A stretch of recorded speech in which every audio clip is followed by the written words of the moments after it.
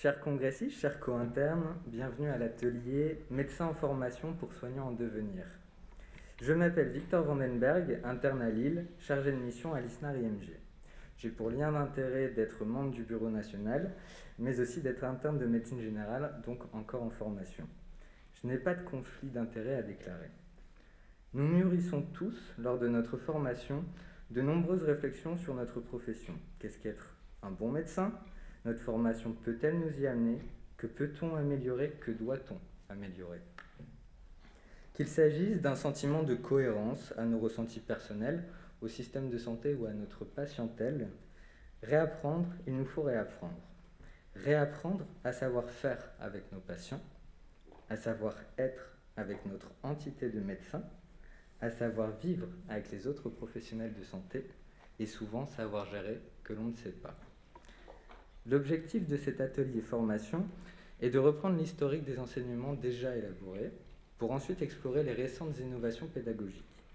Ceci se fera de manière éclairée par un regard croisé de nos différents intervenants. Et bien sûr, vous pourrez vous poser vos questions en fin d'atelier afin d'approfondir les réflexions qui seront faites.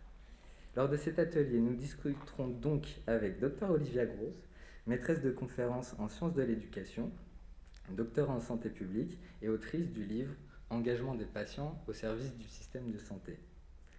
Dr Evan Gouy, généticien et ingénieur pédagogique.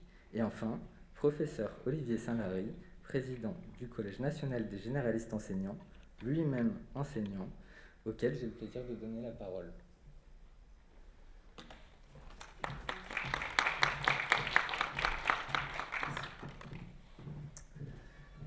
Bonjour. Alors, j'ai pas fait de diapo sur les conflits d'intérêts, mais en fait, je réalise en parlant que j'en ai un petit. Je vais avoir du mal à dire beaucoup de mal des choix pédagogiques effectués par le CNGE en président d'institution, mais en dehors de ça, j'ai pas de lien d'intérêt particulier. Alors, on commence par l'étymologie. C'est toujours bien de commencer une présentation par l'étymologie. Pédagogie, vous savez que ça veut dire, peidos, ça veut dire enfant, et aibo, accompagné, élevé en grec. Et donc dans l'Antiquité, la pédagogie, le pédagogue, c'était l'esclave qui accompagnait l'enfant à l'école. Donc vous voyez que déjà de ce point de vue-là, on est très innovant parce qu'il n'y a plus d'esclaves, on a progressé et les choses ont un petit peu évolué. Alors ensuite, par rapport à la pédagogie, il y a de très nombreuses méthodes pédagogiques qui existent.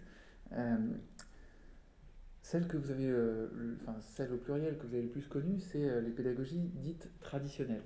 C'est les pédagogies dans lesquelles il s'agit de transmettre un contenu ou des contenus qui sont déjà structurés et dans lesquels l'apprenant est passif et a pour objectif d'accumuler un certain nombre de savoirs théoriques. La pédagogie négative, je ne sais pas si vous en avez déjà entendu parler, c'est une pédagogie qui a été promue notamment par Jean-Jacques Rousseau, où l'idée c'est de laisser croître, laisser agir la nature. C'est l'éducation par les choses plutôt que par les livres. On pourra y revenir également si vous le souhaitez dans les discussions.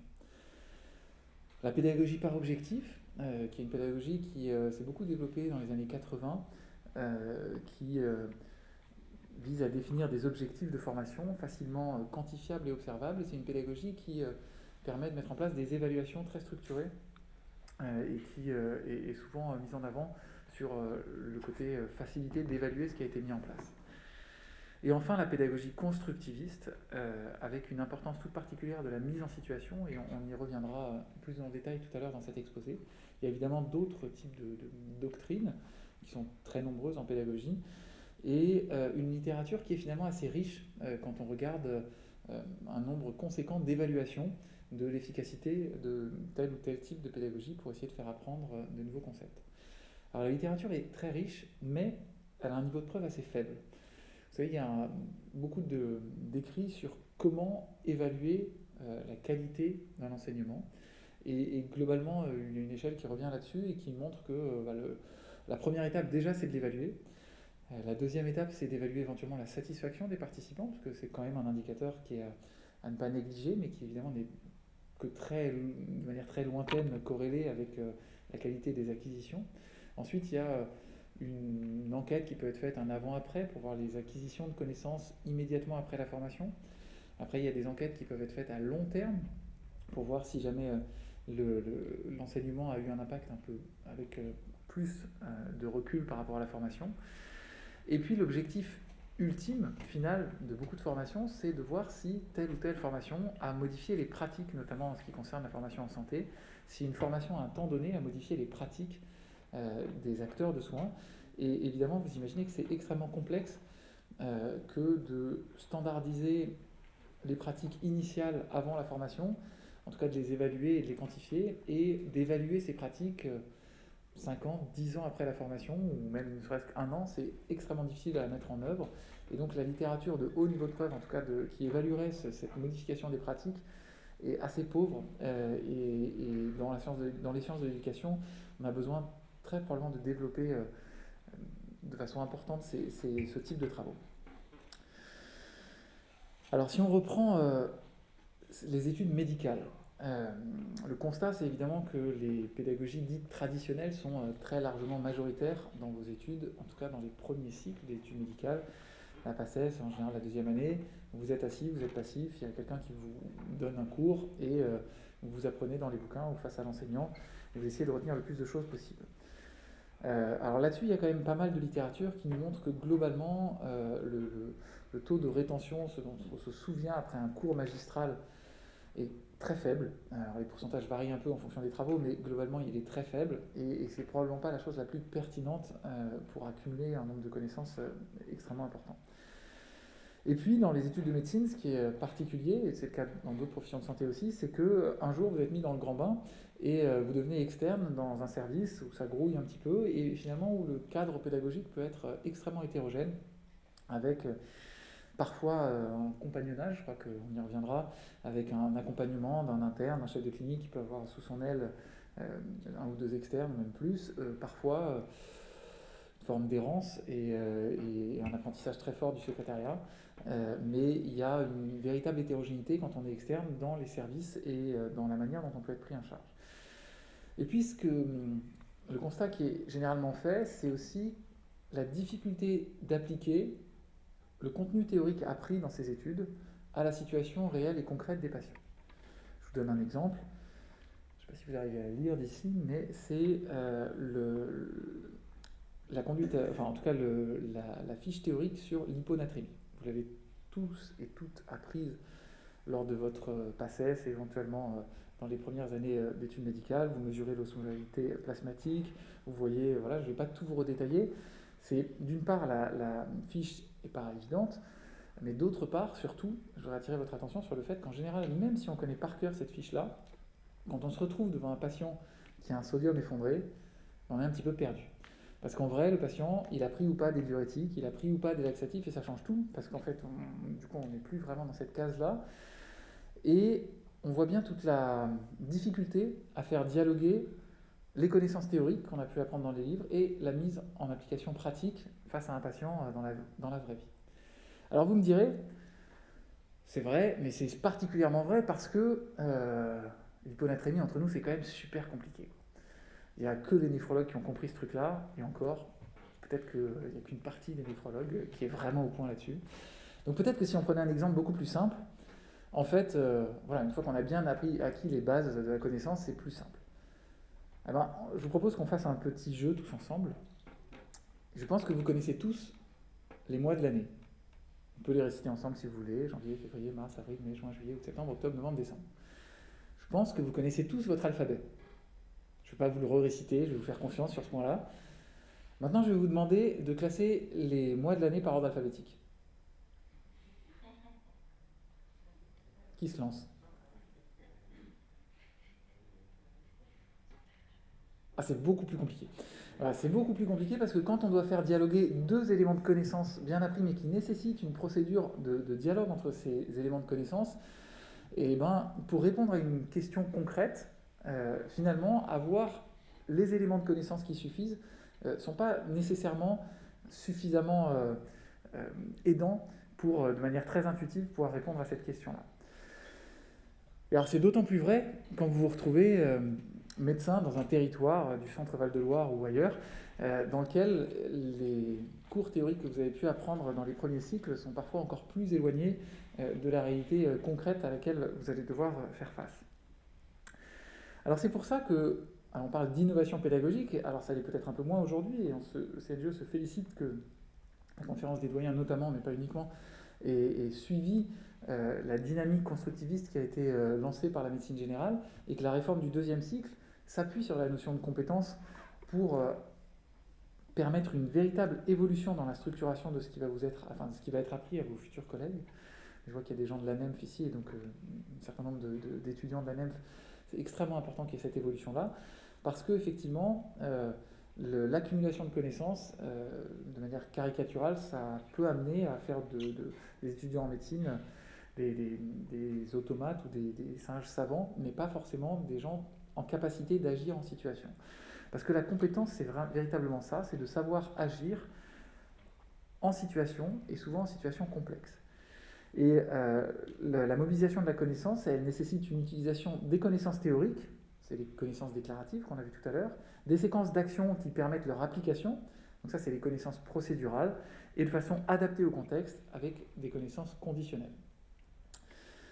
Et je voudrais comparer avec vous le paradigme effectivement de l'enseignement, qui est celui du savoir descendant, et le paradigme de l'apprentissage.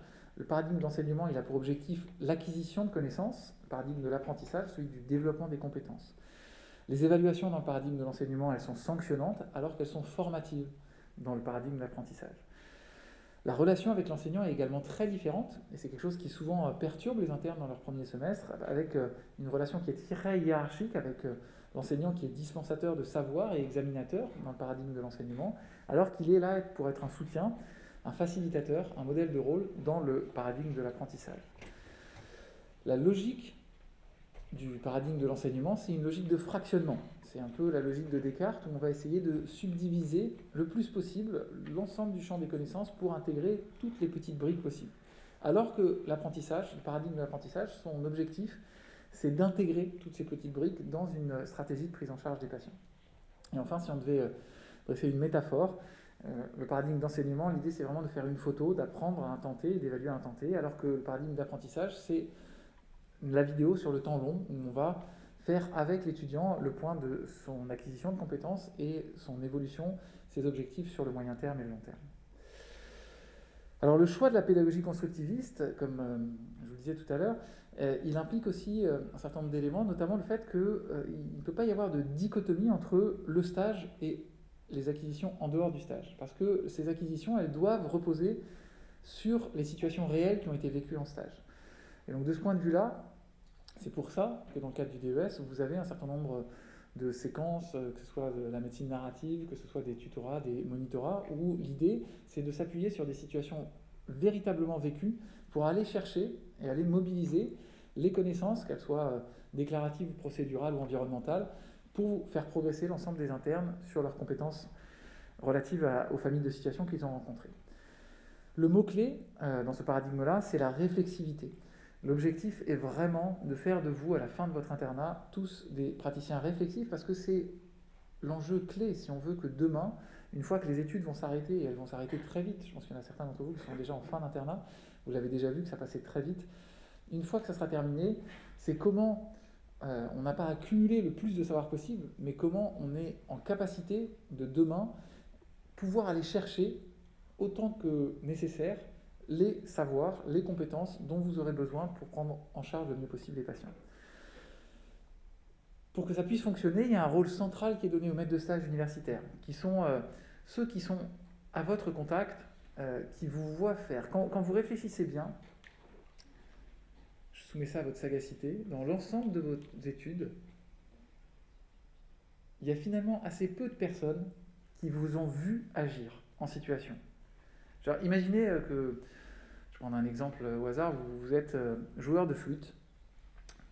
Si vous étiez joueur de flûte, on imagine assez facilement que pour vous évaluer, pour vous aider à progresser, il y ait besoin qu'à un moment, votre professeur, votre enseignant, vous voit jouer de la flûte et puisse vous corriger. Okay, on imagine assez mal uniquement le joueur de flûte apprendre dans les livres, jouer tout seul et puis dire ce qui va et ce qui ne va pas dans sa manière de jouer. Et bien en fait, quand on réfléchit dans les études de médecine, sur l'ensemble de votre parcours, vous apprenez dans les livres, vous faites à l'hôpital, alors je ne vais pas me prononcer sur l'ensemble des modalités d'accompagnement à l'hôpital, mais en tout cas moi, quand j'étais étudiant hospitalier, c'était assez rare que j'aille dans la chambre d'un patient, je l'examine, je fasse, voilà, je le prenne en charge aussi bien que possible et que à côté de moi soit présent un enseignant, m'observe et me dise comment faire évoluer les choses, aussi bien sur le plan des connaissances théoriques, mais aussi sur les connaissances procédurales. Or là, quand vous êtes en stage, notamment de SN1, et que vous êtes en supervision directe, si vous réfléchissez bien, c'est parfois assez inconfortable d'avoir quelqu'un qui vous regarde, mais c'est la seule situation dans l'ensemble de votre cursus où systématiquement, quand vous allez agir, vous allez avoir quelqu'un qui va vous observer et vous faire des remarques sur comment progresser. Et c'est quelque chose d'extrêmement riche, et dans la théorie de la pédagogie constructiviste, ce regard bienveillant extérieur qui doit vous accompagner, il est vraiment central dans votre construction de futurs médecins. Le rôle, il est également extrêmement important des tuteurs, plus sur la supervision indirecte, mais il est extrêmement important dans votre accompagnement. Et enfin, et je voudrais faire le lien avec la présentation suivante, l'objectif de cette pédagogie constructiviste, il est de donner un cadre, mais il n'est évidemment pas fermé.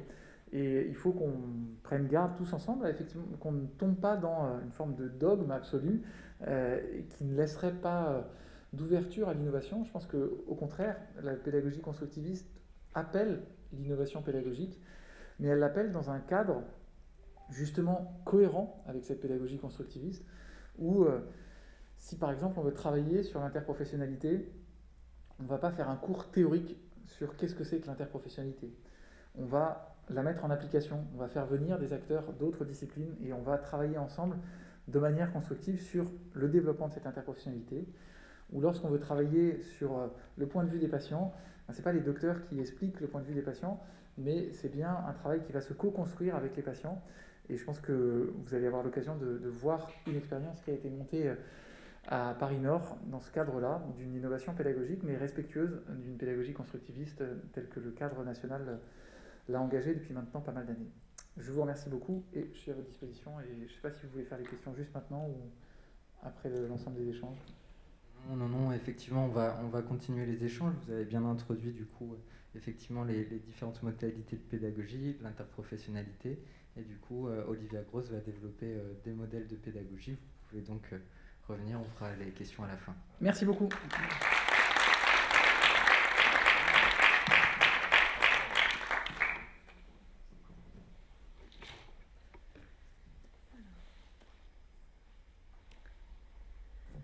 Donc, enchantée, je suis ravie d'être là.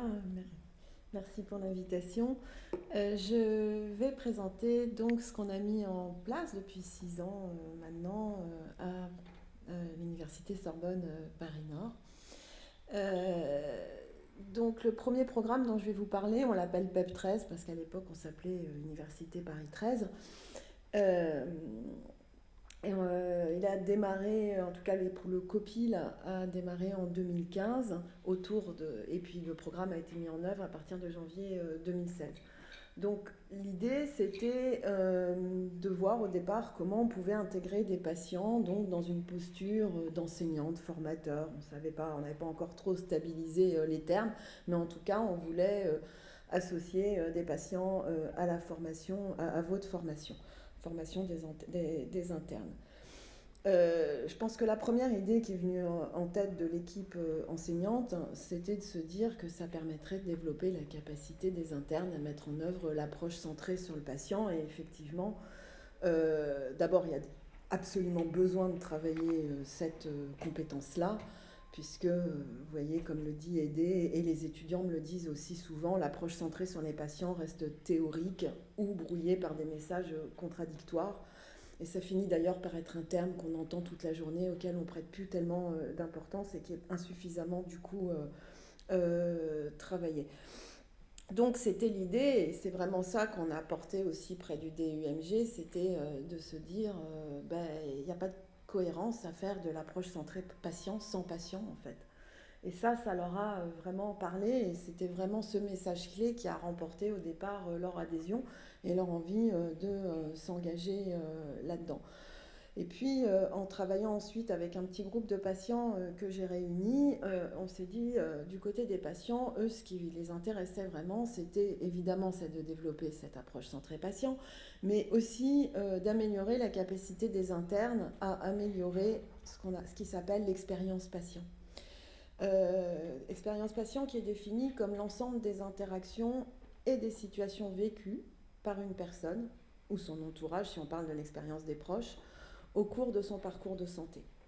Vous voyez, on est dans des choses assez objectives, contrairement à la satisfaction ou à des choses comme ça qui étaient évaluées jusqu'à maintenant, parce que l'expérience patient, c'est des faits.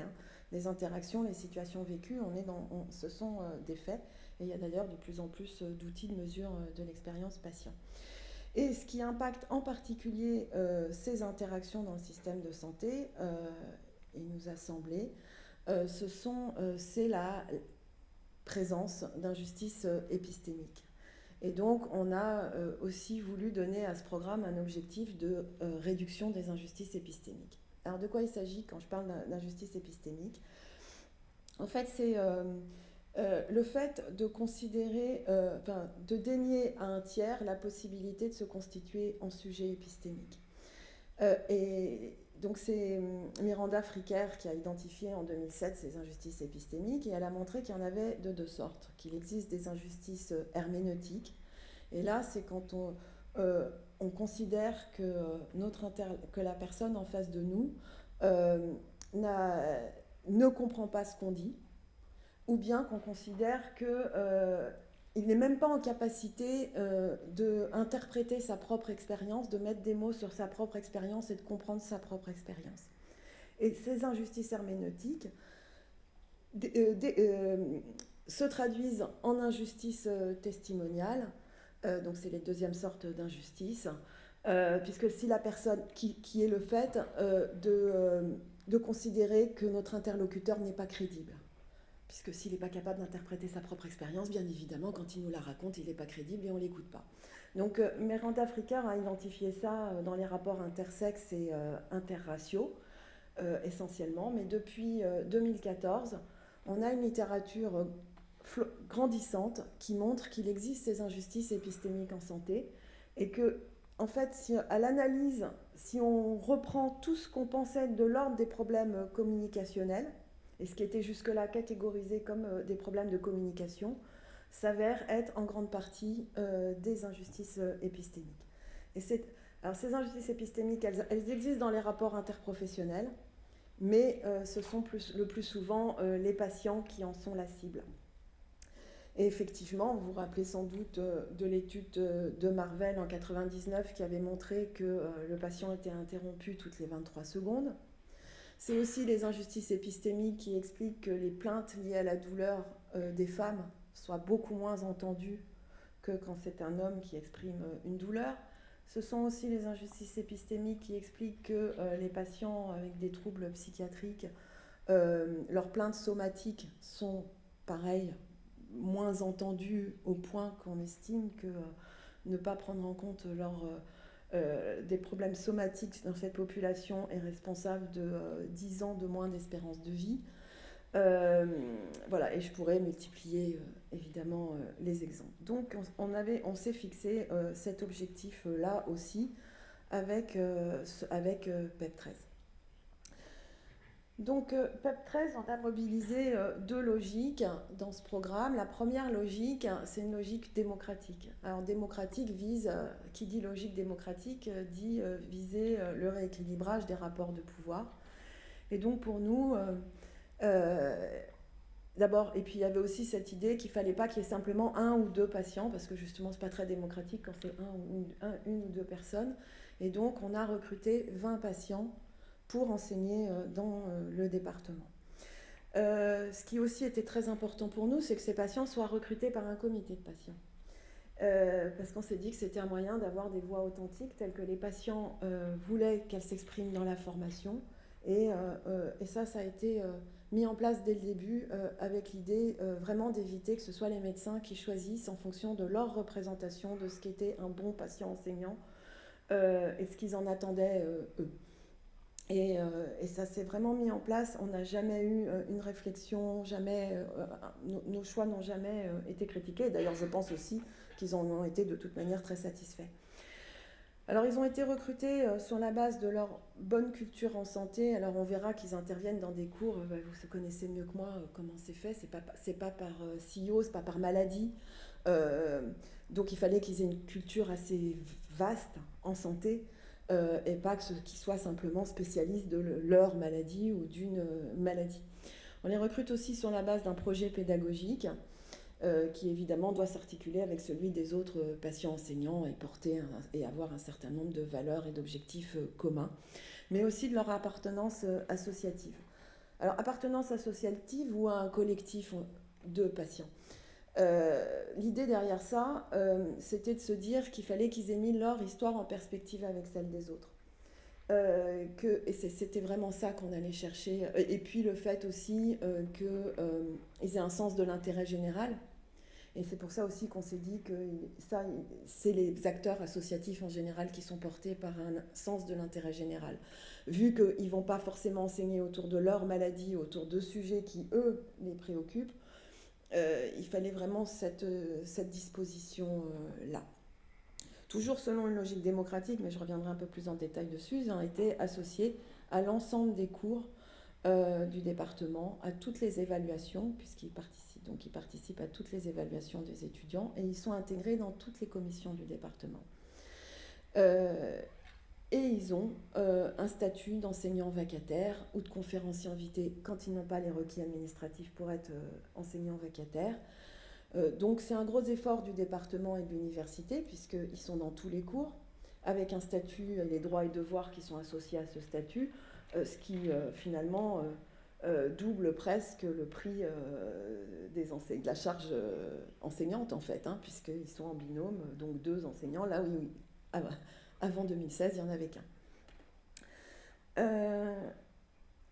La deuxième logique qui nous a guidés, c'est la logique épistémique, c'est-à-dire qu'on s'est dit ce qui nous intéresse, c'est leur savoir, c'est leur perspective c'est ce qu'on appelle la perspective patient qu'ils peuvent apporter, mais qui bien sûr renvoie à des savoirs. Donc on a simplement, au début on m'avait donné un certain nombre de contraintes, depuis on est un peu sorti du cadre, mais les contraintes initiales qu'on m'avait données, c'était il ne faut rien ajouter, les étudiants ils ont déjà trop de cours, donc n'ajoute rien.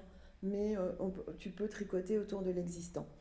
La seule chose, on a ajouté dès le départ, depuis on a donc ajouté des nouveaux cours, mais au départ on avait juste ajouté un cours qui était sur la démocratie en santé et le partenariat patient, qui est le premier cours que suivent c'est un enseignement dirigé, et c'est le premier cours que suivent les internes quand ils arrivent dans le cursus, parce qu'il fallait qu'ils comprennent pourquoi ils vont avoir des patients, qu'est-ce que peuvent apporter des patients, dans quelle logique ça s'inscrit, dans quelle histoire. Et donc il fallait qu'ils soient sensibilisés à la démocratie en santé d'hier et d'aujourd'hui. Donc je vous ai dit, ils enseignent dans pratiquement tous les cours du DES, où ce qu'ils enseignent, c'est la perspective patient. Ils sont en particulier associés au groupe d'échange de pratiques réflexives entre internes, qui c'est à peu près 70% des enseignements suivis chez nous à Bobigny, où ils vont réfléchir avec les internes en apportant la perspective patient autour des situations cliniques authentiques qui sont étudiées. Et puis ils enseignent aussi aujourd'hui dans tous les enseignements dirigés. On a même ajouté un nouvel enseignement dirigé cette année, qui va être un enseignement dirigé sur la stigmatisation liée aux soins. Et on a préparé le cadre.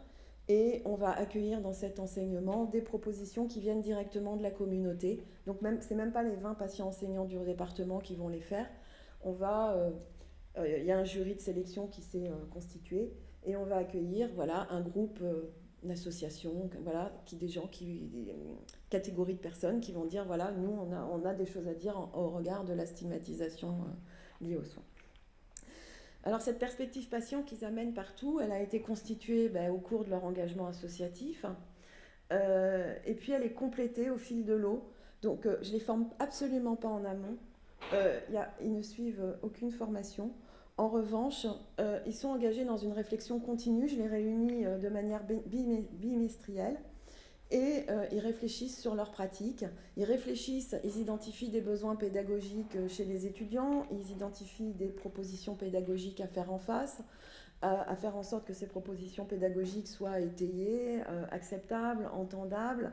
Ils visent aussi l'articulation collective de leurs activités individuelles, cette fameuse cohérence ensemble.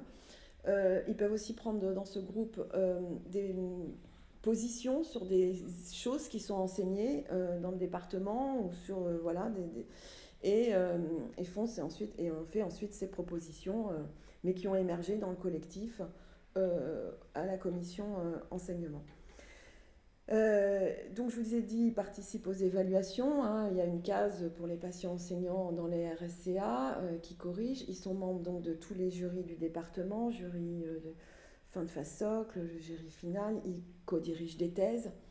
Et ce qui est intéressant, c'est que dans le jury, ils ont choisi de mobiliser une grille d'évaluation spécifique qu'ils ont construite eux-mêmes. Et d'ailleurs, grille qui a pas mal challengé ce que faisaient jusque-là les médecins enseignants, qui du coup ont retravaillé de leur côté. Parce que les patients enseignants ont soulevé des questions comme qu'est-ce qu'on évalue en jury? Justement, on n'est pas en situation, donc comment évaluer vous voulez évaluer des compétences, mais est-ce que c'est vraiment le lieu pour évaluer une compétence? Qu'est-ce qui a déjà été évalué en stage et je ne sais où, et qui manque et qu'il faudrait maintenant évaluer en jury? C'est peut-être idiot de tout revoir. En fait, ils ont beaucoup challengé l'équipe. Et puis voilà, et puis fini par constituer leur propre grille, voilà, qui est transmise comme tout ce qui est fait par les patients de manière totalement transparente à l'équipe enseignante, bien évidemment. Donc ils ont accès à tout ce qui se dit dans le comité de patients, à tous les documents qui sont produits aussi. Donc, on considère qu'on a réussi à baisser les injustices herméneutiques, tout au moins, parce que les étudiants côtoient des patients qui comprennent des notions complexes, parce que les enseignants, alors qu'on appelle aujourd'hui plus patients-enseignants, mais enseignants de la perspective patient, eh bien, ils identifient dans les notions qui sont enseignées aux étudiants celles qui sont compatibles ou pas avec la perspective patient, et ils peuvent même être amenés à récuser certaines notions et à faire des contre-propositions. Donc du coup, ils font émerger leur propre référentiel, ils font émerger leur propre proposition pédagogique. Donc par exemple, un objectif qui était totalement absent de toutes les compétences, compétences contributives et toutes les listes de compagnons et halls, c'est réconcilier les internes avec l'usage d'Internet par les patients, par exemple. Ça, c'est un objectif qui se sont fixés. Donc, on considère que ça baisse les injustices herméneutiques, puisqu'il y a ces productions de propres normes, parce que... voilà. En revanche, on considère qu'on n'a pas eu d'impact sur les injustices testimoniales, c'est-à-dire croire ce que dit quelqu'un. Voilà. Au-delà de là, c'est vraiment les étudiants s'appuient dessus parce qu'ils savent que c'est des personnes qui ont des savoirs collectifs, ce qui est très rassurant pour eux dans l'enseignement. Néanmoins, ils ne sont pas en contact avec l'expérience individuelle, et donc on ne travaille pas assez les injustices testimoniales. Donc, on a créé un deuxième programme pour lutter contre ces injustices testimoniales, et qu'on a créé qui existe depuis 2019, c'est la 3e année cette année. Et ce programme EXPAM vise à réduire aussi bien les injustices testimoniales vis-à-vis des patients que les injustices testimoniales qui existent dans l'interpro. Du coup, comment ça se passe très concrètement? Je constitue des petits groupes interprofessionnels d'étudiants. Il y a 7 disciplines qui sont autour de la table du programme à aujourd'hui. C'est en plus un programme interfacultaire parce que ce n'est pas toutes des disciplines qu'on a dans notre fac, ce qui est aussi un exploit parce que les facs entre elles, ce n'est pas toujours évident. Donc médecine générale bien sûr, infirmier, pharmacien, dentiste, kiné, ostéopathe, j'en oublie certainement, qui m'excusent. Donc c'est des petits groupes de 5, 6, 7 étudiants qui se réunissent 4 fois, c'est des groupes autogérés. Un seul étudiant par discipline, tous en dernière année de leur cursus, et ils se réunissent 4 fois pendant 2 heures avec un patient que là on appelle patient mentor. Et là le patient n'est pas du tout recruté en fonction de savoir collectif, pas du tout, il vient juste avec sa propre histoire. Ce que je choisis par contre, c'est des patients qui ont un parcours particulièrement complexe ou qui ont des vécus où j'imagine que où j'ai mes représentations, que les étudiants peuvent, ou que les médecins en général ont des représentations sur sur cette situation, et ce que j'ai envie, c'est que ça fasse évoluer ces représentations. Et les étudiants, comme les patients, et comme le patient mentor, vont travailler à partir de leur expérience de pratique, de stage et de soins. C'est en ce sens-là que c'est un programme qui emprunte à la médecine narrative et au pragmatisme. Donc la première réunion est... Alors je remets un guide, hein, puis comme je vous ai dit, ces rencontres sont autogérées. La première rencontre est très tournée vers le patient mentor qui va raconter son histoire de vie, ses relations de soins, ce qui a fonctionné, pas fonctionné pour lui. Mais à partir de la deuxième séance, c'est de plus en plus horizontal. Les étudiants se racontent aussi, racontent pourquoi ils ont choisi ce cursus, se racontent entre eux, racontent leurs expériences de relations de soins, celles qui ont fonctionné, pas fonctionné, pourquoi, réfléchissent ensemble autour de ça. Et puis il y a toute une série de thèmes à aborder autour de l'interpro, qui prend en compte, voilà, et puis des réflexions autour de qu'est-ce que c'est que le partenariat de soins, la décision partagée, quel est mon rapport à l'automédication, tous, donc le patient, mais les étudiants aussi, mon rapport, où je vais chercher des informations en santé, le patient, mais aussi chacun, puis se rendre compte qu'ils font tous pareil en fait.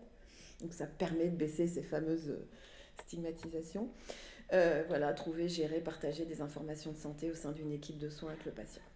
Et puis l'évaluation conduite a montré qu'il manquait une 5e rencontre. Et depuis donc 2 ans maintenant, je fais une 5e rencontre où là, je réunis les étudiants. Alors ils sont 80, donc je fais 4 rencontres de 20 étudiants en décloisonnant les groupes pour revenir sur les apprentissages. En fait, on s'est rendu compte que ce qu'ils avaient appris auprès d'un certain profil de patient restait bloqué à ce profil de patient. Par exemple, j'ai compris que je dirais plus jamais le toxico du box 5, c'est très stigmatisant. Et quand je demandais, et pour un patient avec un diabète, vous feriez comment? Ah non, c'est pas pareil. Donc voilà, je me suis dit, manque de lien qu'il faut que je fasse. Ou ce qui peut se produire, c'est qu'un patient dans un groupe peut très bien dire, moi je veux que ma maman soit avec moi partout. Et dans un autre groupe, un patient peut très bien dire, moi je veux même pas que ma famille soit au courant. Donc il est important que les étudiants se rassemblent, échangent ces expériences, puisque moi je mets aucun critère de sélection sur les patients, donc peuvent très bien avoir des avis contraires sur des choses comme ça, des opinions, voilà. Et du coup, j'amène les étudiants à réfléchir, du coup, on fait quoi. Mais ça évite qu'ils prennent une seule histoire comme étant générale. Voilà, donc en termes d'injustice testimoniale, effectivement, les étudiants avec ce programme, c'est remarquable, ils ont complètement intégré la perspective des patients. Vous voyez, par exemple, une étudiante en médecine générale, d'ailleurs, qui me dit lors de l'évaluation, nos enseignements sont centrés sur ce qui nous pose problème à nous, alors qu'ils devraient être centrés sur ce qui pose problème aux patients. EXPA nous a appris ça. C'est assez vrai, hein, quand je repense au GEPRI et tout ça. Ils ont appris à se fier aux propos des patients. Vous voyez, elle dit, parfois elle n'était pas entendue et ça m'a un peu énervée. Je ne pensais pas que c'était encore aussi présent. Nous ont aussi dit, j'ai vu ce que vivait le patient. Et ils utilisent le verbe voir. C'est-à-dire ils sont vraiment posés en témoin direct. Et puis ils ont attribué davantage de considération au savoir et compétences de leurs collègues. Vous voyez, le patient mentor a vraiment insisté sur le rôle de l'infirmière. Et en l'écoutant, on a vraiment vu que l'infirmière, elle était l'alliée du médecin, celle qui venait chez le patient pour lui faire des injections, pour vérifier ses médicaments, pour voir si elle les prenait correctement, etc. Et on voit vraiment qu'on a parfois tendance à minimiser le rôle de ces professionnels. Donc pour conclure, j'ai encore une minute ou deux, c'est bon ? Alors on s'est demandé si, on n'a pas voulu faire de ce qu'on avait fait à Bobigny un modèle. On parle plus d'expérience de Bobigny pour rester dans une logique pragmatiste, parce que voilà, on continue de faire évoluer, on continue d'améliorer. Néanmoins, on pense que l'expérience n'est pas dénuée de portée parce qu'on apprend quand même des leçons. La leçon la plus importante, c'est que la perspective patient peut s'enseigner. Puis aussi pour le propre des pragmatistes, parce que voilà, c'est vraiment un programme qui a été inscrit dans cette histoire. Le propre de l'expérience, c'est de s'ouvrir à d'autres expériences. Et donc, il y a un réseau interfacultaire qui existe autour des patients enseignants qu'on a contribué à créer, qui organise un colloque qui a été annuel jusqu'à maintenant, qui va peut-être passer tous les 2 ans. Mais en tout cas, pour le moment, la ligne de conduite de ce réseau, c'est expérimenter avant de figer les modèles. Donc voilà, là je vous ai présenté une autre expérience, mais c'est pas dit. Voilà, d'autres facs font autrement, forment les patients, choisissent eux-mêmes les patients. Enfin, pour le moment, c'est très ouvert. Donc l'expérience de Bobigny, elle repose sur 3 fondements. Un fondement démocratique, les enseignants de la perspective patient recrutés par des patients avec un statut d'enseignant. Fondement épistémique, on valorise les savoirs des patients. un fondement pragmatiste avec mise en œuvre d'enquêtes basées sur l'expérience des étudiants et des patients. Et puis 3 piliers, à la fois les enseignements sur le partenariat entre professionnels de santé et patients, sur la démocratie en santé, et puis dans tous les cours, des patients comme enseignants. Et puis ce qu'on a réussi au fil des années aussi, c'est qu'aujourd'hui, les patients soient considérés comme des collègues comme les autres au sein du département. Je vous remercie pour votre écoute.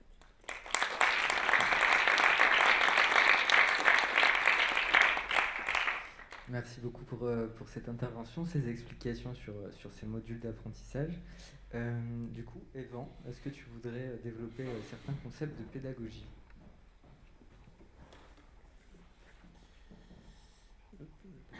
Alors du coup, bonjour à tous. Effectivement, donc, comme vous l'a dit Victor tout à l'heure, moi je suis ingénieur pédagogique. Alors accessoirement, je suis médecin généticien, mais ce n'est pas vraiment l'objectif de ma présentation. Et être ingénieur pédagogique, en fait, c'est faire une formation pour apprendre à concevoir des enseignements, c'est-à-dire concevoir une petite séance d'1 heure ou alors concevoir tout un cursus complet, avec forcément toutes les étapes au milieu.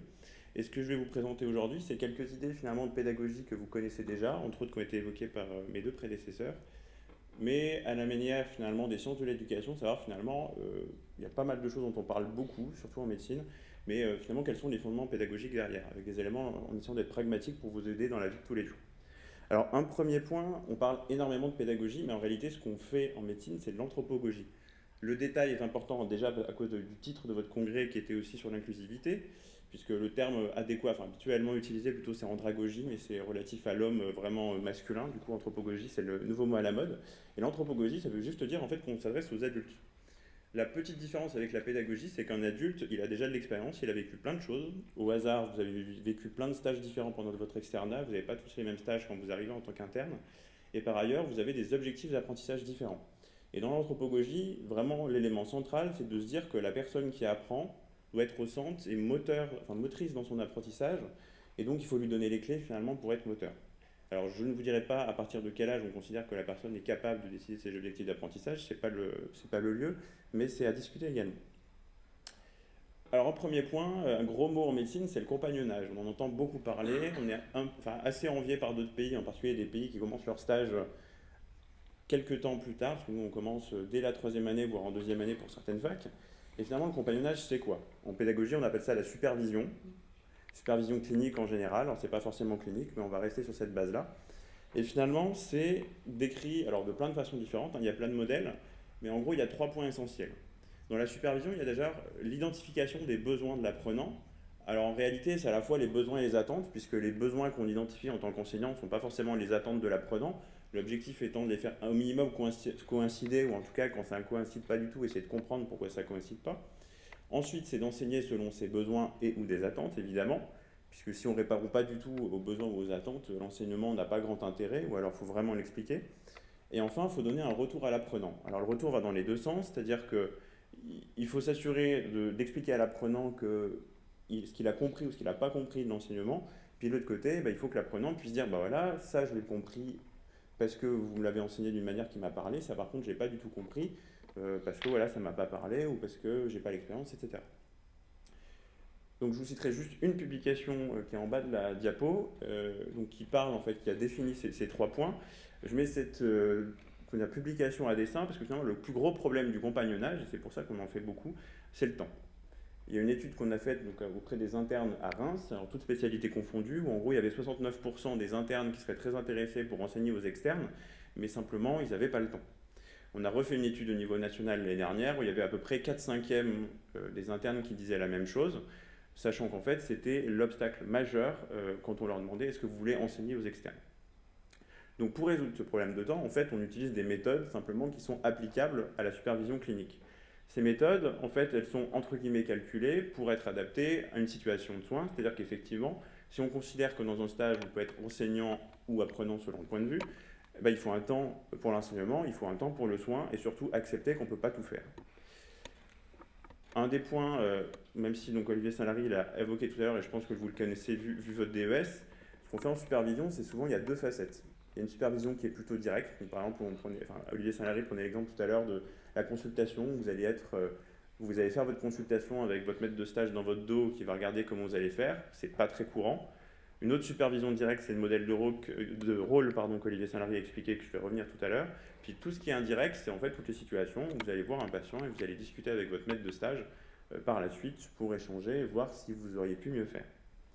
Donc quelques exemples. Par exemple, l'exemple du modèle de rôle, justement. Alors le modèle de rôle, c'est très classique, c'est-à-dire que finalement, quand vous avez quelqu'un autour de vous, n'importe qui, y compris votre voisin actuellement dans l'amphithéâtre, vous apprenez des choses en le regardant. Le modèle de rôle le plus basique, c'est le modèle de rôle implicite. C'est-à-dire que, par exemple, quand vous entrez avec un collègue dans la chambre d'un patient ou en cabinet de consultation, vous allez voir s'il toque à la porte, s'il se présente, comment il parle avec le patient, est-ce qu'il le laisse parler plus de 23 secondes, etc. Le modèle de rôle implicite, qui est vraiment une méthode de formation, c'est un enseignant qui va dire, voilà, on va faire une consultation avec Madame Bidule, elle vient pour ça, je te propose de te concentrer uniquement sur ce qu'elle va poser comme question et sur mes réponses.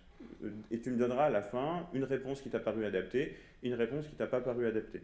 Bon, moi, c'est ce que je m'étais amusé à faire quand j'étais interne de psy avant d'être interne de génétique. Je demandais à mes externes, dans la consultation, moi je sais qu'il y a des phrases que j'aurais pas dû prononcer, ou en tout cas j'étais mal ressenti, je me suis dit à la place du patient, je les aurais mal vécues. Est-ce que toi, il y a d'autres phrases que tu aurais vécues différemment?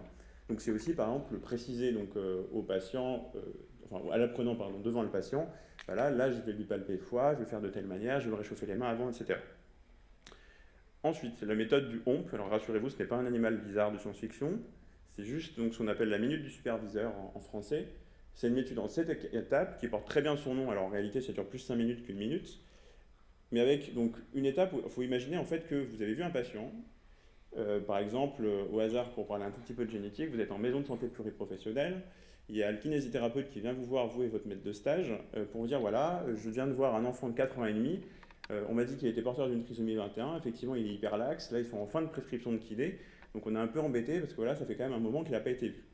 Votre maître de stage vous dit, on va le voir et puis on en reparle après. En revenant, donc la première chose que votre maître de stage vous dit, voilà, qu'est-ce que tu as vu finalement et qu'est-ce que tu voudrais faire? Vous lui dites, là, effectivement, donc c'est un enfant qui est porteur d'une trisomie 21, effectivement la laxité est bien présente, il y a une hypotonie, ça mériterait du coup de la kinésithérapie, et d'ailleurs comme ça fait un moment qu'il n'a pas eu de prise de sang, il faudra quand même que je fasse une NFS parce que dans les patients avec une trisomie 21, il y a un risque de leucémie. Votre maître de stage va vous demander d'argumenter un petit peu, parce que c'est bien joli de dire ça, mais pourquoi? Donc vous allez vous dire, effectivement, voilà, la NFS, ça dépiste les leucémies, parce qu'effectivement, dans la trisomie 21, il y a un surrisque de leucémie. Par ailleurs, la kinésithérapie, c'est intéressant, effectivement, donc pour l'aider à se développer, parce qu'une partie du problème de la trisomie 21, c'est un problème développemental, de motricité, ça peut être aussi le langage. Et finalement, votre maître de stage va potentiellement vous faire un retour positif, un retour pour consolider, il va vous dire, là, effectivement, c'était une bonne chose à faire. Dans les recommandations dans la trisomie 21, il faut effectivement faire une NFS par année, parce qu'il y a effectivement un surrisque. Par contre, ce que tu as oublié de considérer, et ça c'est le retour, on va dire, pour améliorer, donc on peut appeler ça un feedback négatif, mais on évite le terme de négativité, sauf dans certains cas en pédagogie. Le retour pour améliorer, ça va être, voilà, à 4 ans et demi, un enfant avec une trisomie 21, il faut plutôt lui faire de la psychomotricité plutôt de la kinésithérapie, et peut-être qu'il faudra penser aussi à tester la TSH, parce que c'est pareil, il y a des problèmes de thyroïdie. Et enfin, dans la minute du superviseur, il y a la question du principe général, c'est-à-dire que vous prenez un pas de recul, et vous pouvez dire, par exemple, votre maître de stage pourrait vous dire, si tu veux approfondir la question de la trisomie 21, je te conseille d'aller lire le protocole national de diagnostic et de soins qui a été écrit il n'y a pas si longtemps, qui résume la totalité de la prise en charge, dont un super document pour les médecins traitants, éventuellement, si ça peut vous servir. Ensuite, il y a un modèle qui est très classique, c'est la préparation de consultation. Donc ça me permet juste de caser un mot de pédagogie qui s'appelle la pédagogie inversée. Si vous connaissez pédagogie inversée, globalement, c'est travailler avant le cours. Là, c'est exactement pareil. C'est-à-dire que vous allez voir un patient, vous savez très bien qu'il vient, par exemple, pour une douleur à la jambe, pour une douleur au ventre, pour tout ce que vous voulez. Et plutôt que d'aller le voir et ensuite d'en discuter avec votre maître de stage, c'est d'en discuter avant. Votre maître de stage va potentiellement échanger en disant, voilà, à quoi tu dois penser, qu'est-ce que tu dois éviter comme drapeau rouge, etc. Alors si je vous parle de tout ça et si je vous mets cette image du jeu qui est qui, alors c'est une vieille version, je suis désolé, c'est que finalement, en tant qu'interne, vous êtes à la fois apprenant et enseignant.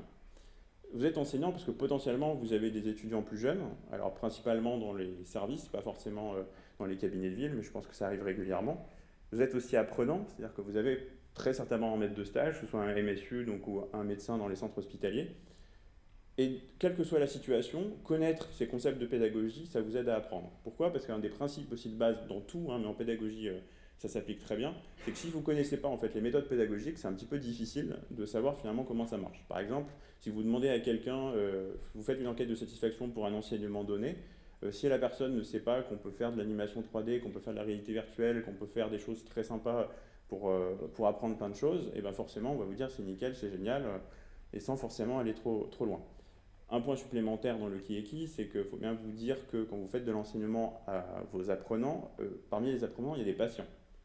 Vos patients, comme on l'a vu, ils doivent être acteurs de leurs soins.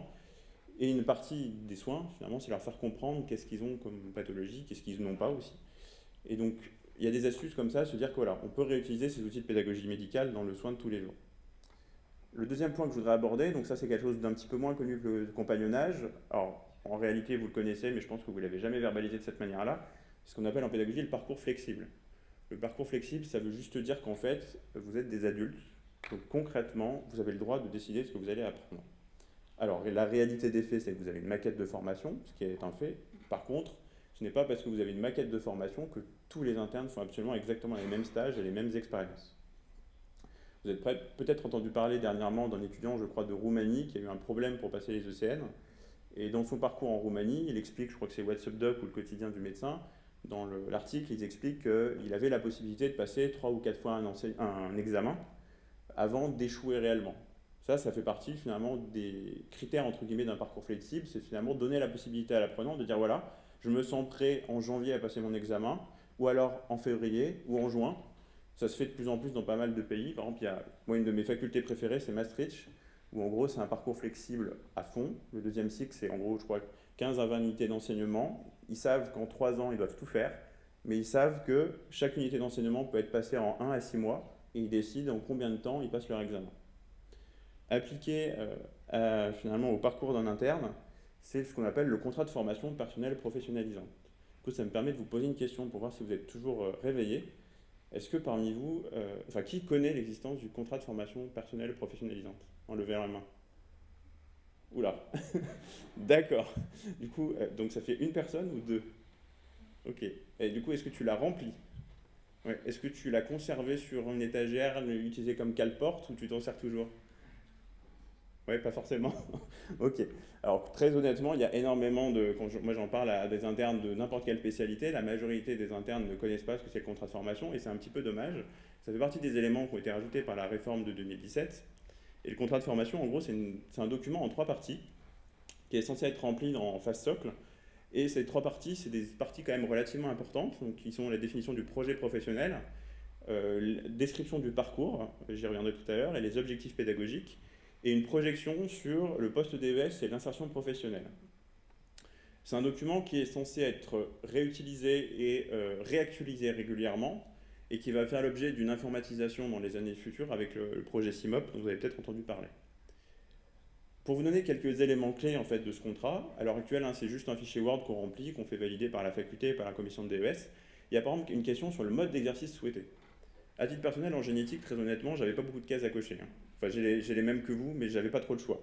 Par contre, moi, c'est comme ça que j'ai découvert que potentiellement, si j'avais été en médecine générale, j'aurais pu travailler en centre municipal. Donc là, il n'y a pas la case autre, mais concrètement, ça vous donne potentiellement des idées. Il y a ces magnifiques zones de commentaires libres où vous pouvez décrire très spécifiquement ce que vous allez faire dans votre vie. Bon, là, le type d'activité aussi, la zone. Il y a la question de la formation. Alors la formation hors stage, donc vous voyez qu'il y a des modules complémentaires disponibles. Alors la PND, c'est CIDES, c'était l'ancien nom.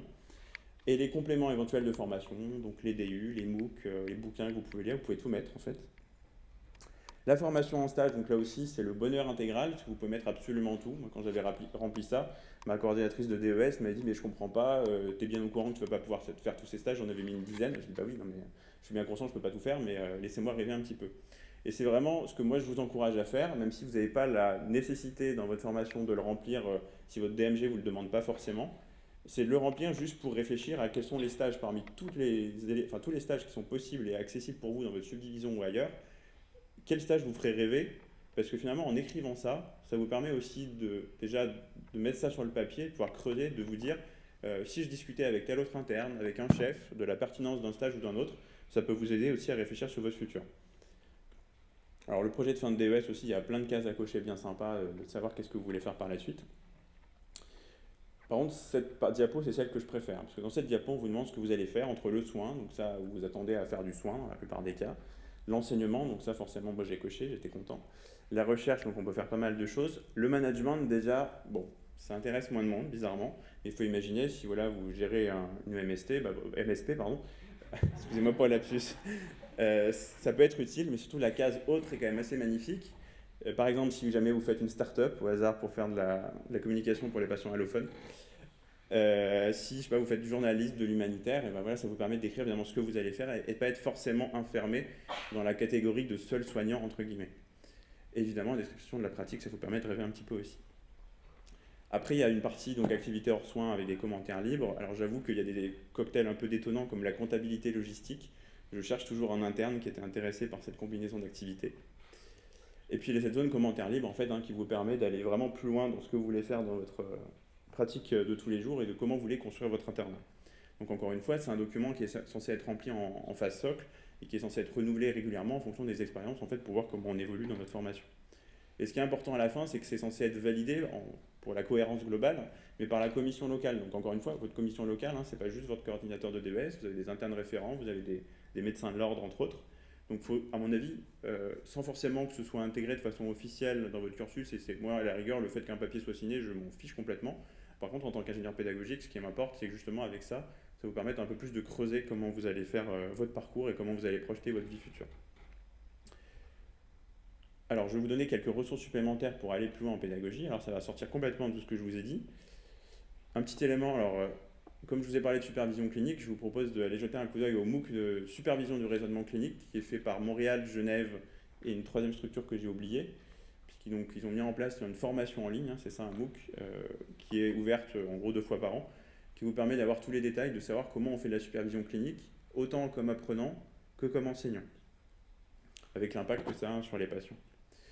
Ça, c'est pas la marguerite que vous avez l'habitude de voir, c'est la marguerite du CanMEDS. C'est donc le Collège royal des enseignants du Canada. En fait, c'est les rôles, entre guillemets, c'est les expertises que doit avoir un médecin selon le Collège du Canada. Alors, vous n'avez peut-être pas vu, mais en fait, dans la loi, entre autres du 2e cycle, c'était inscrit. Alors, par la réforme qui vient de passer, celle d'avant, mais je pense que ça y est toujours. C'est vraiment différentes facettes. Et ce qui est intéressant sur le site du Collège royal du Canada, c'est qu'ils décrivent en fait toutes ces compétences. Et ça vous permet de voir, par exemple, qu'est-ce qui fait qu'un médecin est un bon collaborateur, donc travailler avec ses collègues, qu'est-ce qui fait qu'il est un bon promoteur de la santé, etc., etc. Donc c'est pas mal de choses, finalement, c'est, entre guillemets, verbaliser des compétences de futurs médecins et de médecins. Et enfin, alors je vais vous en reparler juste après, mais l'AIMI, donc il y a un congrès, une association européenne d'éducation médicale, donc le prochain congrès est à Lyon en 2022, édite différents guides, donc en gros qui sont de la littérature en éducation médicale, avec aussi des guides qui sont renforcés version EBM, c'est-à-dire vraiment basés sur l'épreuve, comme l'a dit Olivier Saint-Lary. On a beaucoup de littérature en éducation, mais malheureusement, il y a pas mal de choses qui ne tiennent pas la route. Et l'avantage des guides AIMI, c'est qu'en gros, ils sont bien solides sur certaines thématiques. Donc, par exemple, vous avez un guide sur la supervision clinique. Enfin, alors, comme je vous dis, il y a quelques congrès cette année. Donc, au hasard, vous avez l'AIPU. Si ça vous amuse d'aller voir autre chose que l'éducation médicale, l'éducation tout court, c'est la pédagogie universitaire en général. Donc, c'est à Rennes fin mai. Vous avez la CIFEM, donc pour l'éducation médicale, c'est la Société internationale francophone, donc qui est à Amiens, si je ne dis pas de bêtises, début juin. Vous avez la Sophracine, qui est pour la simulation, donc qui sera à Lyon fin juin. Et enfin, donc, j'ai l'honneur de participer au comité local d'organisation de l'AMI 2022 à Lyon, donc fin août. Donc si vous avez l'occasion de jeter un œil, il y a énormément de médecins généralistes, et c'est super intéressant de voir toutes les possibilités d'éducation médicale dans le monde, parce que c'est une association européenne, mais en réalité, il y a 3000 personnes de quasiment 100 pays différents. Voilà, merci pour votre attention. Et simplement, juste pour vous expliquer pourquoi j'ai mis des chatons partout. Il y a bien un article scientifique qui dit que les choses mignonnes, ça aide à l'attention.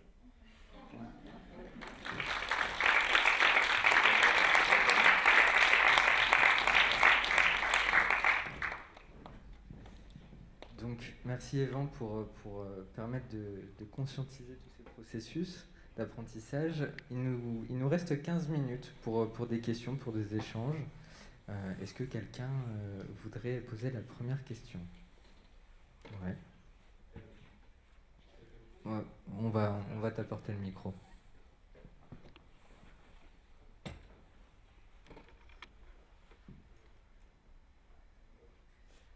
Merci merci beaucoup pour vos 3 présentations. J'ai une question du coup par rapport à ce que vous avez fait à Paris Expérimentation. Par rapport aux patients enseignants. Nous, on est interne à Lyon, on a pu échanger un petit peu, et c'est vrai qu'on a eu un enseignement comme ça, mais qui ne s'est pas toujours très bien passé. C'est-à-dire qu'en fonction du patient, il y en a qui ont un petit peu, enfin, c'est peut-être un peu polémique ce que je veux dire, mais qui viennent un peu en mode moralisateur, on peut dire, et au final, où c'est plus une confrontation, on a l'impression. Et voilà, et c'est vrai que pour avoir discuté avec pas mal d'internes, il y a beaucoup d'internes qui le vivent comme ça. Du coup, ma question, c'est est-ce que vous, dans le choix j'ai cru comprendre qu'il n'y avait pas vraiment une sélection, mais est-ce que si, il y en a une, d'accord. Si, il y a une sélection, mais pas... En fait, dès le départ, le DUMG elle était clair. Au départ, c'était vraiment très axé sur les GPRI, donc les groupes d'échange de pratiques réflexives, et 70% de l'enseignement. Les ED, on y est allé plus progressivement.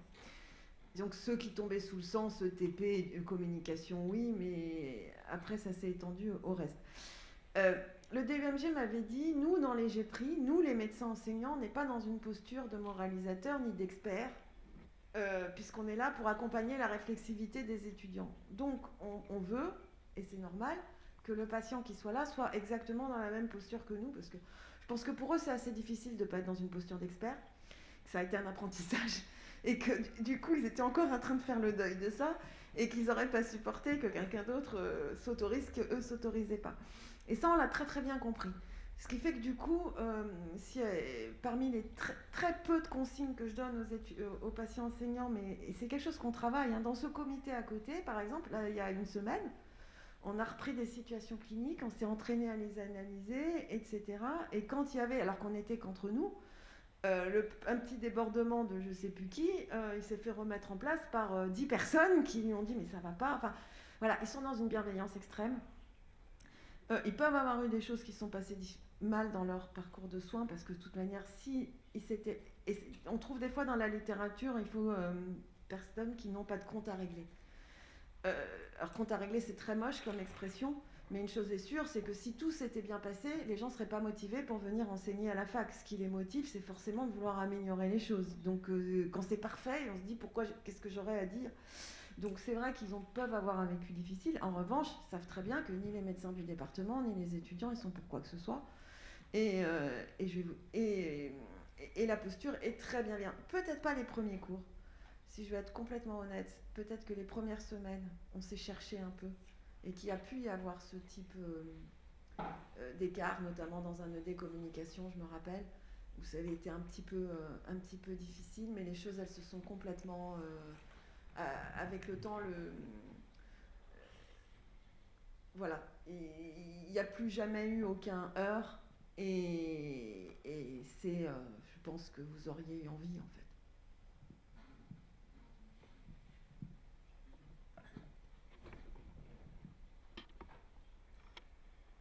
Bonjour, Charlotte Bozek, je suis médecin généraliste, jeune médecin généraliste.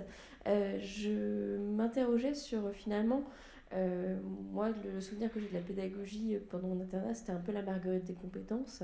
Et finalement, je m'interrogeais sur ces inégalités épistémiques et comment on peut les confronter à l'apprentissage en parallèle avec la Marguerite des compétences.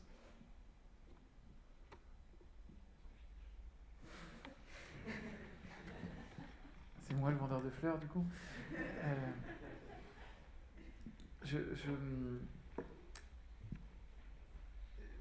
Enfin, je sais pas, là, comme ça, de prime abord,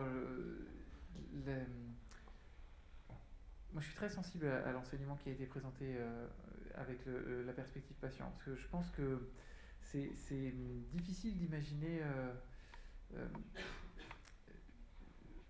s'exprimer à la place des patients en tant que docteur. Je pense qu'il y a effectivement beaucoup de choses qui peuvent être vues et améliorées avec un accompagnement tel que ça a été présenté dans le cadre qui s'appelle groupe d'échange de pratiques, où chaque DUMG a son acronyme propre, mais peu importe, l'idée c'est le contenu est un peu le même. Effectivement, l'objectif, la Marguerite en soi, elle est là pour conceptualiser quel est le contenu et quelles sont les compétences que les internes doivent visualiser, incorporer comme faisant partie de leur métier, de leur futur métier, sur lequel il y a un enjeu à travailler et progresser pendant l'internat. Après, effectivement, probablement, c'est ce que disait Olivier Gros à l'instant, c'est-à-dire qu'il y a certains items qui paraissent absolument naturels et évidents. Alors, je pense à la communication. Dans la communication, effectivement, c'est peut-être là où prioritairement il faut travailler. Et comme ça a été rappelé, il y a un certain nombre d'initiatives locales, alors qui se passent plus ou moins bien. L'exemple de Bobigny est souvent pris parce qu'il a été porté par une équipe particulièrement motivés, à la fois côté des UMG et côté, maintenant qui font partie du UMG, mais en perspective patient. Et parfois, ça a été lancé un peu de manière peut-être moins réfléchie, moins construite, et je pense que c'est vraiment toute l'expérience qu'on a à apprendre de ça. C'est-à-dire que, vous savez, j'aime bien prendre le parallèle parce qu'on l'a vécu de l'autre côté. C'est comme dans les groupes HAS où on disait, tiens, on n'a qu'à mettre un généraliste et comme ça c'est bon. Dans le groupe des 50 experts, on met un généraliste sur la perspective généraliste. Ça marche pas. Et je pense que tout l'intérêt qu'il y a dans cette présentation, c'est de voir que si on veut que ça fonctionne et si on veut que la perspective patient soit véritablement intégrée, il faut qu'elle le soit de manière structurée et il faut que les patients aient une place réelle et centrale sur les items pour lesquels on estime que leur place est indispensable. Et donc je pense que c'est dans cette logique-là qu'il faut réfléchir à l'intégration des patients pour faire dialoguer les fleurs et les patients.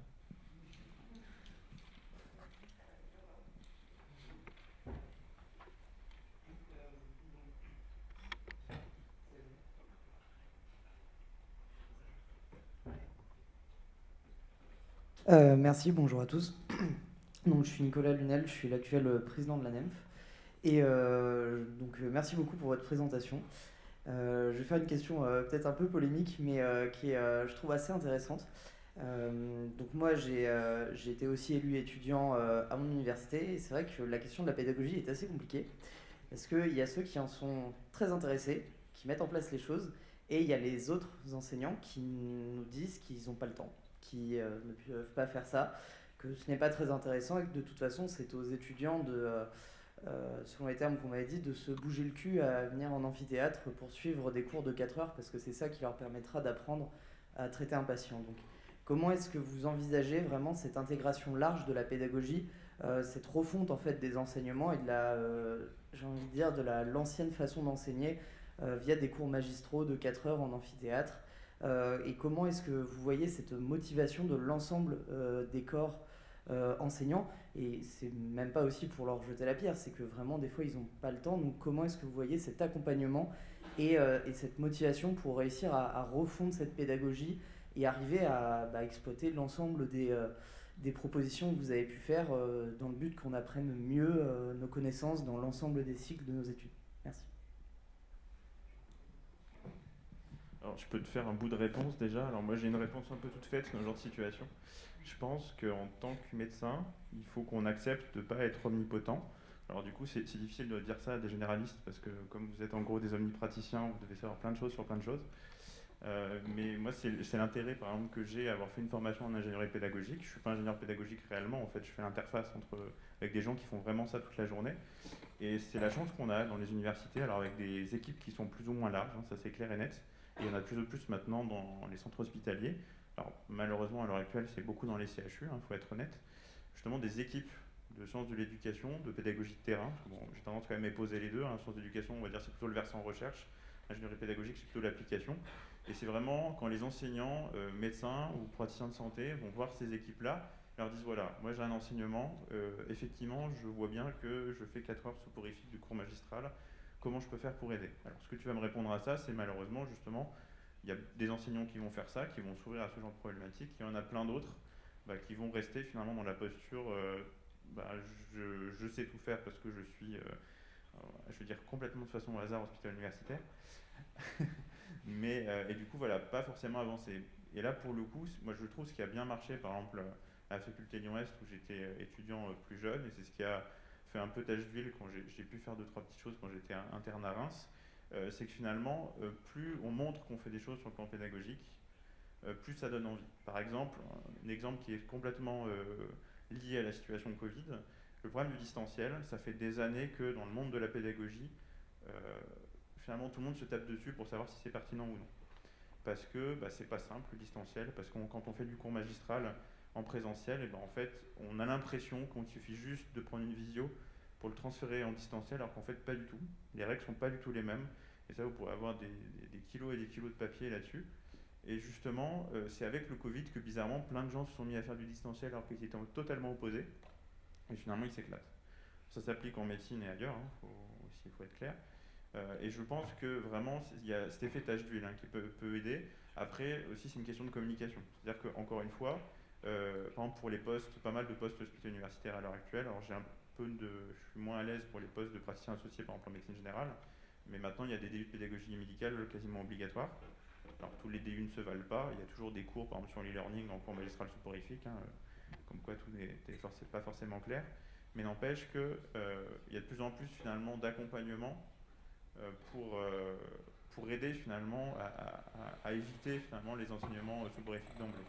Après le stade d'au-dessus, et c'est un peu une discussion qu'on avait eue avec Victor quand on a préparé la présentation, c'est qu'à mon sens, il faut former un peu tout le monde, tous les médecins à la pédagogie, parce que l'avantage c'est qu'en fait on est enseignant d'une manière ou d'une autre avec nos patients, à des degrés divers, et que peut-être, en tout cas à mon sens, si on est un peu plus formé à ce qu'on peut faire en pédagogie, ceux qui auront le choix ou la chance de devenir enseignants sur le plan universitaire auront un peu plus de bagage pour dire voilà, là je suis capable de le faire en autonomie parce que j'ai les compétences pour ça, ou là dans ce cas-là je vais voir une équipe qui est vraiment compétente dans le domaine, sachant que finalement en ingénierie pédagogique, c'est comme en médecine, il y en a plein qui ont des spécialités différentes. L'un ça va être la réalité virtuelle, l'autre ça va être de l'enseignement en distanciel, de l'autre en présentiel, etc. Donc, c'est un peu la réponse que je pourrais faire avec ma casquette d'ingénierie pédagogique. Ouais, merci beaucoup. Moi, je suis complètement d'accord avec les remarques qui ont été faites. Et je voudrais compléter par deux éléments. Le premier, c'est un dogme en pédagogie, c'est que l'évaluation guide les pratiques. C'est vrai aussi pour les enseignants. Et aujourd'hui, les enseignants, ils sont principalement évalués sur leur capacité à produire en matière de recherche. Les évolutions des carrières universitaires, qu'elles soient en médecine générale ou hospitalo-universitaire, elles sont principalement guidées par le niveau de publication et l'intensité de publication. Beaucoup parce que c'est facile à mesurer et que très souvent on mesure d'autant plus ce qui est assez aisé à mesurer. Donc il y a des scores, vous avez probablement entendu parler du score SIGAPS qui mesure l'activité de publication de tout un chacun. Et sur l'enseignement, il y a eu la mise en place depuis quelques années d'un score qui s'appelle le score SIAPS, qui a commencé à faire bouger les lignes, mais qui est une étape importante, mais qui est probablement une étape encore assez lointaine de véritablement quelque chose de très satisfaisant. Donc il y a un vrai enjeu à évaluer les carrières universitaires sur la capacité à enseigner, et c'est probablement encore plus vrai aujourd'hui qu'hier avec la mise en place de la R2C notamment, qui va nécessiter un investissement de beaucoup d'enseignants dans ce champ-là, et c'est compliqué de demander à beaucoup d'enseignants de passer énormément de temps à se former aux nouvelles modalités d'évaluation si c'est pas quelque chose qui est reconnu et valorisé par l'université et dans leurs évolutions de carrière. Ça, c'est le premier point. Deuxième, c'est que si on va jusqu'au bout du raisonnement, ça signifie forcément qu'il faut admettre que l'universitaire n'est pas forcément brillant partout. C'est-à-dire qu'il y a des seuils qui ont été mis pour les publications, donc sur le score SIGAPS, qui finalement, pour obtenir ces seuils-là, ça nécessite une activité de publication intense et un travail de recherche important. Il me paraît difficile de mettre des seuils aussi ambitieux sur le score SIAPS ou sur en tout cas l'investissement dans la pédagogie sans pouvoir moduler l'investissement dans la recherche. Et je pense que très probablement demain, même si la trivalence est probablement quelque chose d'intéressant, parce que les universitaires, c'est bien qu'ils soient impliqués dans la recherche, qu'ils soient impliqués dans l'enseignement, mais aujourd'hui, vous pouvez très bien avoir une carrière brillante d'universitaire en étant très peu impliqué dans l'enseignement et très impliqués dans la recherche, c'est moins vrai dans l'autre sens. Si vous êtes très peu impliqué dans la recherche et très bon enseignant, c'est plus difficile d'avoir une évolution de carrière rapide. Donc là-dessus, voilà, les règles de l'évaluation sont en tout cas à réfléchir si on souhaite donner une impulsion forte à l'enseignement. Le deuxième point, c'est probablement une notion un peu implicite qui, à mon avis, est une erreur. Cette notion, c'est que finalement, bon enseignant, on l'est ou on l'est pas. On est spontanément charismatique vis-à-vis d'un amphi ou pas, et ça le resterait. Voilà. Et là-dessus, il y a là aussi beaucoup de littérature qui montre que en fait, les capacités d'évolution des enseignants sont très importantes en fonction de leur investissement dans la formation. Et donc effectivement, il y a eu cette avancée de demander au minimum un DU de pédagogie pour tous les titulaires, médecine générale ou médecine hospitalière. Ce n'est pas le cas effectivement pour les profs associés, mais au moins pour les titulaires, il y a cette demande qui est faite. Mais en tout cas, je pense que la nécessité de se former, c'est par exemple ce qu'on a réussi à obtenir pour les maîtres de stage, pour qu'ils puissent se former régulièrement tout au long de leur vie, avec l'arrêté vous savez, du 21 février qui a modifié celui du 22 décembre, et ben c'est un enjeu très fort parce qu'il nous semble que justement la pédagogie c'est pas quelque chose d'inné. Évidemment il y a des aptitudes de chacun qui peuvent varier et des aptitudes à communiquer qui peuvent être un peu différentes sur enfin, des aptitudes initiales, mais ces aptitudes elles peuvent véritablement se développer au travers de formations de qualité, et il nous faut encourager le développement de ces formations et encourager les enseignants à pouvoir les suivre autant que possible. Alors, navré pour les questions, on arrive en fin. Néanmoins, nos intervenants peuvent répondre juste après en off, donc aucun souci. Je vous remercie grandement pour cette discussion plutôt enrichissante et merci à nos co-internes d'être présents. Voilà.